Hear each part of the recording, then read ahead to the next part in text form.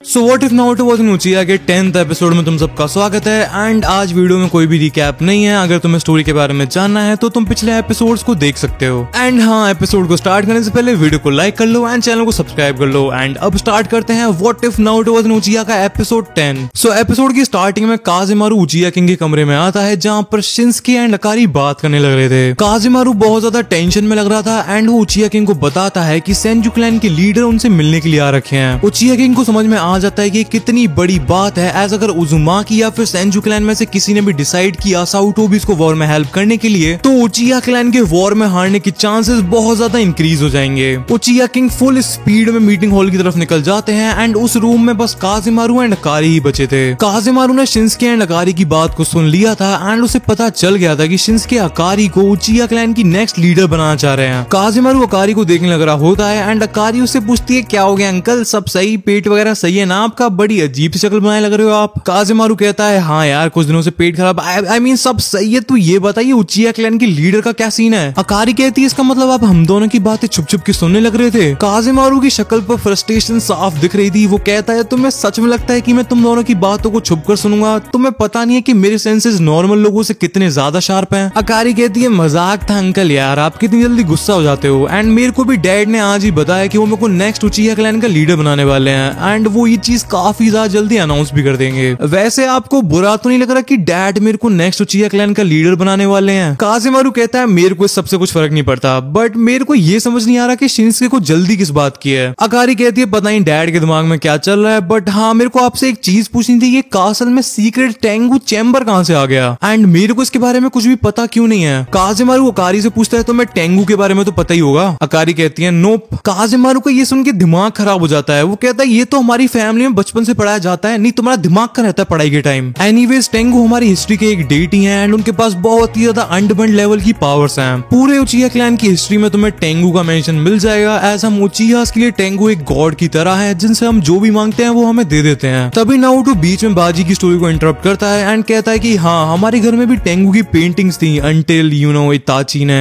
बाजी नारुतो से कहते हैं चिल कर बेटे, सब सही हो जाएगा, अभी तो तेरे को वैसे ही बहुत बड़े बड़े काम करने हैं। नारुतो पूछता है क्या बड़ा काम करना है? बाजी कहते हैं वो चैम्बर बहुत ज्यादा गंदा हो रखा है ना, तो इसे साफ कौन करेगा? नारुतो कहता है मैं साफ करूंगा इसे, दिमाग सही जगह पे है ना आपका सर जी। बाजी कहते हैं देख मैं तेरे को स्टोरी नहीं सुना रहा, इतना काम तो करना पड़ेगा। नारुतो कहता है मेरे को नहीं सुननी कोई स्टोरी पे स्टोरी, मैं चला यहाँ से, सुनाते रहना फिर किसी को स्टोरी। बाजी कहते हैं बिल्कुल निकल यहाँ से। एंड हाँ रास्ता याद होगा तेरे को, लास्ट टाइम तेरे को याद नहीं क्या हुआ था, मिल गया था ना तेरे को एग्जिट। एंड वैसे भी तेरे को डीमन कटाना से क्या मतलब यार, तेरे को क्या जरूरत पूरी दुनिया के स्ट्रॉन्गेस्ट वेपन की, तू जा यार। बाजी नारुतो की तरफ देखने लग रहे थे तभी नारुतो कहता है वो झाड़ू किधर है? बाजी कहते हैं नहीं तू जा रे, तू जा। मैं चला जाऊंगा।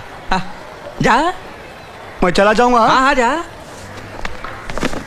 मैं सचमुच चला जाऊंगा। चल चल चल चल चल, मैं जा रहा हूँ। अरे तू जा रे।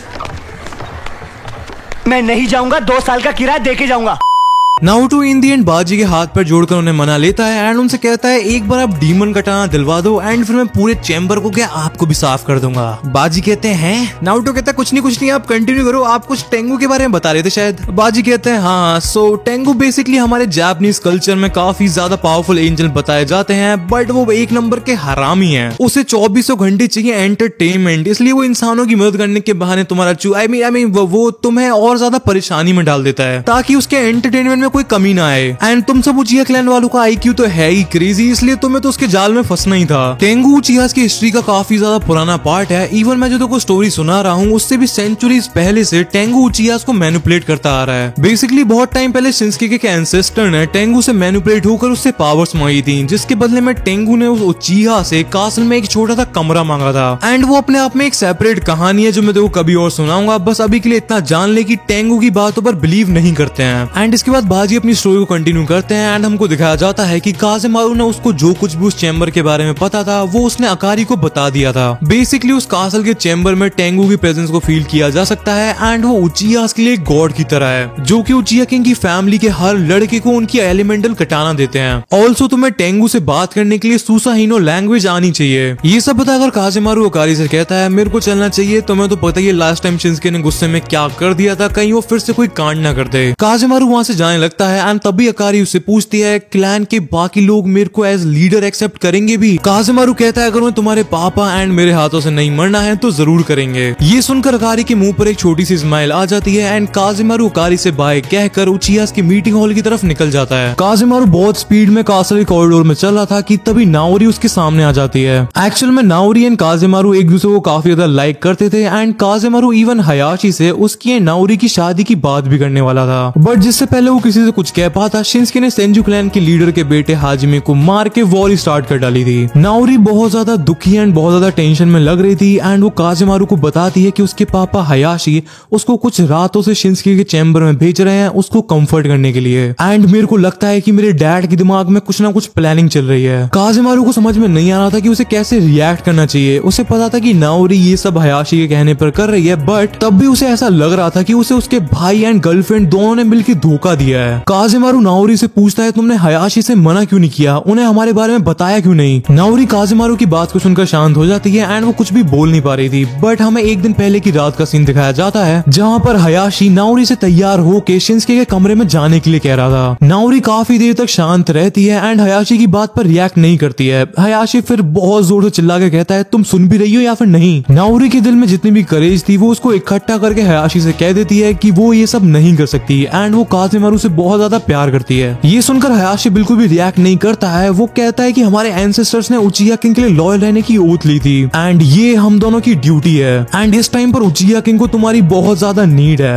एंड तुम चिंता मत करो, जस्ट मेरे इंस्ट्रक्शंस को फॉलो करो एंड ऐसे करके तुम उचिया क्वीन बन जाओगी, एक ऐसा ऑनर जिसके बारे में कोई और उचिया सोच भी नहीं सकता है। नाओरी कहती है बट मेरे से ये नहीं होगा एज मैं काज़ेमारू से प्यार करती हूँ एंड वैसे भी शिंस्के के बाद काज़ेमारू ही उचिया किंग बनेगा। हयाशी कहता है काज़ेमारू और उचिया किंग कभी नहीं हो सकता, अगर उसे उचिया किंग बनना होता तो बहुत पहले का बन गया होता। फिजिकल स्ट्रेंथ एंड टैलेंट के मामले में वो शिंस्के से बहुत आगे है। मैं तो यहाँ तक बिलीव करता हूँ कि अगर काज़ेमारू अपनी फुल पोटेंशियल पर लड़े तो वो आशिन उजुमाकी को भी एक बैटल में चैलेंज कर सकता है। बट काज़ेमारू के साथ बचपन से एक प्रॉब्लम है कि वो किसी इंसान को तो छोड़ दो किसी जानवर तक को भी मार नहीं सकता है। इवन जब काज़ेमारू एंड शिंस्के साथ में बैटल पर जाते थे तब भी काज़ेमारू बस डिफेंसिव एंड हीलिंग jutsus को ही परफॉर्म करता था एंड उसके टैलेंट एंड पावर को देखकर उसके पापा ने उसके सामने एक कंडीशन रखी थी कि अगर वो शिंस्के के कैप्चर किए हुए आदमी को जान से मार देगा तो वो काज़ेमारू को अगला उचिया किंग बना देंगे। बट काज़ेमारू इतना ज्यादा डरपोक था कि वो इतना भी नहीं कर पाया। नाओरी हयाशी के बीच में बोल पड़ती है एंड कहती है भले ही काज़ेमारू कैसा भी हो मैं उसी से प्यार करती हूँ एंड उसी से शादी करूंगी। इतना सुनकर हयाशी नाओरी को एक थप्पड़ मार देता है। सीन वहां से कट होता है एंड हमको प्रेजेंट टाइम को दिखाया जाता है जहाँ पर काज़ेमारू बार बार नाओरी से पूछने लग रहा था कि तुमने हयाशी से मना क्यों नहीं किया एंड नाओरी की चुप्पी की वजह से काज़ेमारू का गुस्सा और ज्यादा बढ़ता जा रहा था। नाओरी काज़ेमारू को सच इसलिए नहीं बता रही थी क्योंकि उसे पता था कि काज़ेमारू कितना भी काइंड हार्टेड क्यों ना हो, अगर बात उसके लव्ड वंस पर आती है तो वो किसी भी हद तक जा सकता है एंड अगर नाओरी ने काज़ेमारू को हयाशी का सच बता दिया तो उसे डर था कि कहीं काज़ेमारू हयाशी को जान से मार ना डाले। नाओरी से कुछ भी आंसर ना मिलने के बाद काज़ेमारू बहुत ज्यादा ब्रोकन फील कर रहा होता है एंड उसकी आंखों में से आंसू आ रहे थे। वो नाओरी से कहता है आज के बाद मेरे को अपनी शक्ल मत दिखाना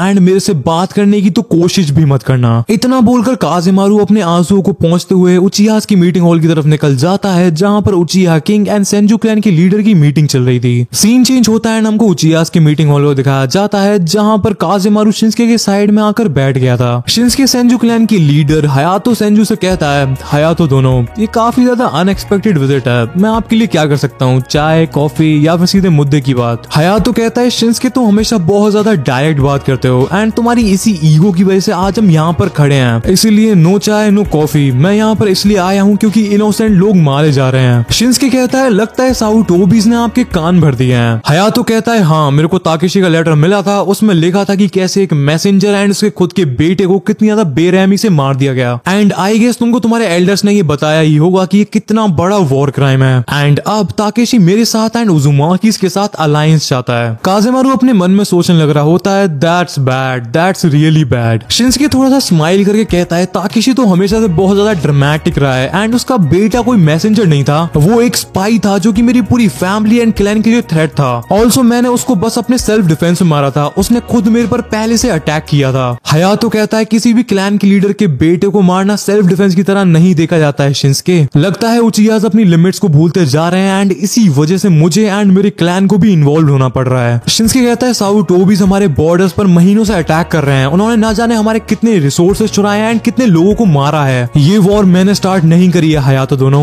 हयातो कहता है तुमने क्या करा फिर शिंसके, एक मैसेकर, क्या कमाल की स्ट्रेटेजी है। अगर तुम्हारे पापा जिंदा होते सच में बहुत ज्यादा प्राउड फील करते हैं। एंड अब तुम्हारा आगे का क्या प्लान है, तुम पूरी दुनिया से आके लड़ने के बारे में सोच रहे हो क्या? एंड अगर हाँ तो तुम अपने पूरे क्लैन को अपने साथ में ले डूबोगे। काज़ेमारू उसके नाओरी के बीच में जो कुछ भी हुआ उसकी वजह से ऑलरेडी काफी ज्यादा गुस्से में था एंड हयातो की बातों को सुन के उसे और ज्यादा गुस्सा आने लगता है। एंड वो हयातो से कहता है हयातो दोनों, आप समझ रहे हो ना कि आप उचिया कासल में खड़े हो। हयातो को काज़ेमारू की धमकी से घंटा फर्क नहीं पड़ता है। वो शिंसके से कहता है तुम्हें अगर नहीं पता है तो मैं तुम्हें बता दूं, आशीन भी उस लड़के हाजी में से काफी ज्यादा क्लोज था एंड तुम जस्ट प्रे करो कि आशीन वॉर को ज्वाइन करने का डिसीजन ना ले ले। एज अगर तुम्हें तुम्हारे पापा ने नहीं बताया है तो मैं बता देता हूँ, आशीन को मैं, उचिया किंग यानी तुम्हारे पापा एंड केंजिरो सारुटोबी भी मिलकर नहीं हरा पाए थे। हयातो कहता है मैं यहाँ पर लड़ने के लिए, तुम्हें नीचे दिखाने के लिए नहीं आया हूँ शिंसके, मैं यहाँ पर तुम्हारे भले की बात करने के लिए आया हूँ। अभी भी तुम्हारे पास टाइम है, वो गलती मत करो जो तुम्हारे पापा ने की थी। तुम नहीं चाहोगे कि आशीन इस फाइट में आए, क्योंकि इस बार लास्ट टाइम की तरह मैं उचिया के साथ नहीं खड़ा हो पाऊंगा। अभी भी तुम्हारे पास एक मौका है पीस को चुनने का एंड अपने क्लैन को बचाने का। शिंसके कहता है मैं सुन रहा हूँ, बताइए क्या तरीका है, बट थोड़ा जल्दी बताना, आपको तो पता ही है कि मेरे अंदर कितना ज्यादा पेशेंस है। हयातो कहता है ताकेशी को तुम्हारा सर चाहिए शिंसके, वो तुम्हें एंड पूरे उचिया क्लैन को डिस्ट्रॉय करना चाहता है। शिंसके हंसते हुए कहता है सो आप इतनी दूर मेरे को ये बताने आए हो कि मेरा एनिमी मेरे को डिस्ट्रॉय करना चाहता है। हयाशी एक काम करिए, इसे किसी डायरी वगैरह में लिख लीजिए, क्या पता कल मैं भूल जाऊं कि ताकेशी मेरे को मारना चाहता है। हयातो कहता है कि मैं ताकेशी से बात करके उसे समझाया है कि एक लंबी चलने वाली वॉर में किसी का भी फायदा नहीं है एंड ऑफ कोर्स वो बहुत ज्यादा रेज में है एंड वो तुम्हें बस मारना चाहता है। बट इस सब को अवॉइड करने के लिए उचिया को कुछ ऑफर करना पड़ेगा, कुछ बहुत ज्यादा सिग्निफिकेंट। शिंसके कहता है क्या चाहते हो तुम मेरे से सेंजू, कि मैं अपना सर उस ताकेशी के सामने झुका दूं या फिर उसे वो जमीन दे दूं जिसके लिए मेरे एंसेस्टर्स ने अपना खून बहाया है। हयातो कहता है कि ये सब तुम्हारा हेडेक है कि तुम क्या ऑफर करते हो एंड पीस के लिए किस लिमिट तक जाते हो। मैं यहाँ पर बस तुम्हें एक मीटिंग के लिए इनवाइट करने के लिए आया हूँ, एक मीटिंग जो कि सेंजूस की जमीन पर होगी, मेरी प्रेजेंस में, तुम्हारे एंड ताकेशी के बीच में। हो सकता है ताकेशी मेरी बात सुन के मीटिंग के लिए मान जाए अगर तुम हाँ कह देते हो तो। एंड हाँ, मना करने से पहले एक बार आशीन उजुमाकी के बारे में पता कर लेना एंड याद रखना कि मेरी अलायंस तुम्हारे पापा एंड ऐसे उचियास के साथ थी जो कि अपने ऑनर के लिए अपनी जान भी दे सकते थे, ना कि किसी वॉर क्रिमिनल एंड सन की उचिया के साथ। शिंसके एंड हयातो एक दूसरे की तरफ देखने लग रहे थे एंड काज़ेमारू को डर लग रहा था कि कहीं शिंसके फिर से कोई कांड न कर दे अपने गुस्से में। एज इस टाइम उजुमाकी ऑलमोस्ट सारुटोबीज की तरफ है एंड अगर सेंजूस भी उचिया क्लैन के अगेंस्ट में हो गए तो पूरे क्लैन का डिस्ट्रॉय होना तय है। काज़ेमारू अपनी कटाना पर हाथ रख लेता है एज इस मूवमेंट पर कुछ भी हो सकता था। बट तभी शिंसके कहता है अगर इस मीटिंग के लिए मैं तैयार हो जाऊं तो क्या गारंटी है कि ये कोई ट्रैप नहीं है एंड ताकेशी एंड उसके लोग मिलके मेरे ऊपर एम्बुश नहीं करेंगे। हयातो कहता है यू हैव माय वर्ड, सेंजूस इस चीज को एंश्योर करेंगे कि मीटिंग में किसी भी साइड का खून ना बहे। मैं तुम्हें एंश्योर करता हूँ एक न्यूट्रल जोन जहाँ पर मेरे सबसे ज्यादा पावरफुल एंड एलीट निंजास होंगे। शिंसके ये हम सब के लिए एक रिस्क है but it is better than fighting Ashina Uzumaki, सोच लो, टेक योर टाइम। शिंसके कहता है ओके हयातो दोनों, मैं इसके बारे में सोचूंगा एंड 3 दिनों में अपना आंसर बता दूंगा। हयातो कहता है आई होप इस वॉर को खत्म करके फिर से पीस को रिस्टोर किया जा सके एंड इतना बोलकर हयातो अपने गार्ड्स के साथ वहां से चला जाता है। हयातो के जाने के बाद काज़ेमारू कहता है एक मीटिंग ताकेशी के साथ, जो कुछ तुमने करा उसके बाद, जो कुछ उसने करा उसके बाद, ये पागलपन है, तुम लिटरली अपना सर ताकेशी की कटाना पर रख रहे हो। शिंसके कहता है ये एक चांस है जिससे हम प्रूव कर सकते हैं कि उचियास कोई सिर्फ एक गुस्से वाले मॉन्स्टर्स नहीं है, ये एक चांस है जिससे हम फिर से शायद से पीस को एस्टैब्लिश कर सकते हैं। काज़ेमारू कहता है पीस, वो इस टाइम भी हमारे विलेजेस पर अटैक करने लग रहे हैं एंड हम यहाँ बैठ के पीस पर बातें करने लग रहे हैं। उन्होंने ना जाने कितने उचियास को मारा है, इस पॉइंट पर या तो जीत है या फिर सिर्फ मौत, कोई और ऑप्शन नहीं है ब्रदर। मेरे को तो लगता है कि सायुरी की डेथ ने तुम्हें, शिंसके बहुत जोर से चिल्ला के कहता है उसका नाम मत ले, तेरे को नहीं पता कि उसकी डेथ ने मेरे को कितना कुछ सिखाया है